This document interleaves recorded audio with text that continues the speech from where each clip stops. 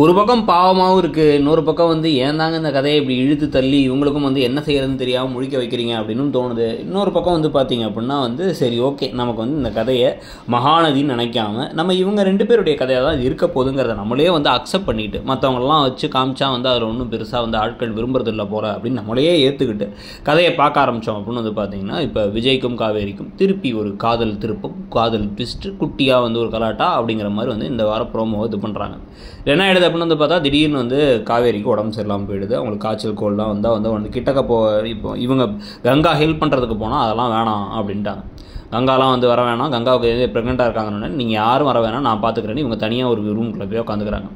அந்த தனியாக வீட்டுக்குள்ளே போய் இவங்க உட்காந்துருக்கும் போதே வந்து பார்த்தீங்க அப்படின்னா அந்த இடத்துக்குள்ள வந்து யார் வரான்னு பார்த்தா விஜய் கிளம்பி வந்துடுறாரு. அவருக்கு உடம்பு சரியில்லைங்கிறது தெரிஞ்சிருச்சு, இவங்களுக்கு வந்து அம்மா போட்டிருக்க மாதிரி இருக்குது அப்படிங்கிறது தெரிஞ்ச உடனே அவங்க கொடுன்னு என்ன பண்ணுறாருன்னா அவர் நேராக கிளம்பி வந்துட்டு நான் அவங்க கூட தான் இருப்பேன், அவர் கவனிச்சுட்டு பக்கத்துலேயே படுத்துக்கிறாரு. அம்மா போட்டிருக்கவங்க பக்கத்துலேயே படுத்து கவனிச்சுக்கிறாரு. இந்த கொடுமை என்ன சொல்கிறதுன்னு நமக்கு தெரியல.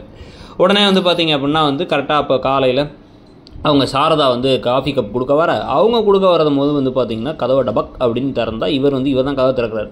திறந்துட்டு அப்புறம் வந்து இந்த த்ரிஷா முழிக்கிற மாதிரி முழிச்சிட்டு இருக்கார். கில்லியில் முழிச்சு என்ன பண்ணுறாரு, குடுன்னு ஓடி போய் ஒரு கதவு பின்னாடி ஒழிஞ்சிட்டு காவேரி காவேரி வந்து அவங்க அம்மாவை பார்க்க விடாம பண்ணி நான் சரியாயிட்டம்மா ஒன்றும் இல்லைம்மான்னு அவங்கள கன்வின்ஸ் பண்ணி அனுப்புறது அப்படிங்கிற ஒரு காமெடி கலாட்டா ஒரு பக்கம் நடக்குது. இன்னொரு பக்கம் வந்து பார்த்தீங்கன்னா குமரனுக்கு இவங்களுக்கு ஹெல்ப் பண்ண போய் அவர் வேறு முட்டாள்தனம்லாம் பண்ணாருங்கிறது வேறு விஷயம். ஹெல்ப் பண்ண போய் கடையும் காலி, அதுவும் காலி, இதுவும் காலியும் பல பிரச்சனை போயிட்டு இருக்கு. ஸோ அந்த பக்கம் ஒரு பரபரப்பு, இந்த பக்கம் ஒரு காமெடி ட்ராக், அப்புறம் ஒரு ரொமான்டிக் ட்ராக், அப்புறம் அவங்க கட்டி பிடிச்சிக்கிற ட்ராக், அப்புறம் எமோஷனல் ட்ராக் அப்படின்னு பல ட்ராக்களை மிக்ஸ் பண்ணி எப்படியாச்சும் எதையாச்சும் வச்சு கதையை எழுத்தரலாம் அப்படின்னு முடிவு பண்ணி கதையை எழுத்து கொண்டு போயிட்டு இருக்காங்க. இதுக்கு நடுவில் இன்னுமே வந்து எல்லா கேரக்டரும் மாறினாலும் நம்மளுக்கு எரிச்சல் தர கேரக்டராக இருக்கிறது யமுனாவோட கேரக்டர் தான். யமுனா நடந்துக்கிற விதத்துக்கும் அவங்க பேசுகிற வார்த்தைக்கும் அவங்க முழிக்கிற மொழிக்கும் எப்படி வந்து அவங்க மேலே காதல் வரும் உங்கள் நிவினுக்கு அப்படின்னு அவங்க உணர்வாங்க அப்படின்னு யோசிக்கிறாங்கன்னே நமக்கு புரியல. ஏற்கனவே பலரும் அவங்க அழிவாங்க கூட நமக்கு வந்து ஒன்றும் கோவம் கூட வராத அளவுக்கு தான் வந்து அவங்களுடைய கதாபாத்திரம் இருக்குது இது வரைக்கும். அதை மாத்திரமாக ஏதாவது நடக்கும்னு நினைக்கிறீங்களா? ஓவராலாக அந்த கதையில் என்னென்ன விஷயங்கள் உங்களுக்கு பிடிச்சிருக்கு, என்னென்ன விஷயங்கள் ஒத்து வரலாங்கிறத சொல்லிட்டு அப்படியே இடம் பொருள் சேனலை மறக்காமல் சப்ஸ்கிரைப் பண்ணி அந்த பெல் ஐக்கானையும் கிளிக் பண்ணிவிடுங்க. அது மறக்காமல் வந்து உங்களுக்கு பிடிச்ச சீரியலையும் மென்ஷன் பண்ணுங்கள். தேங்க்யூ.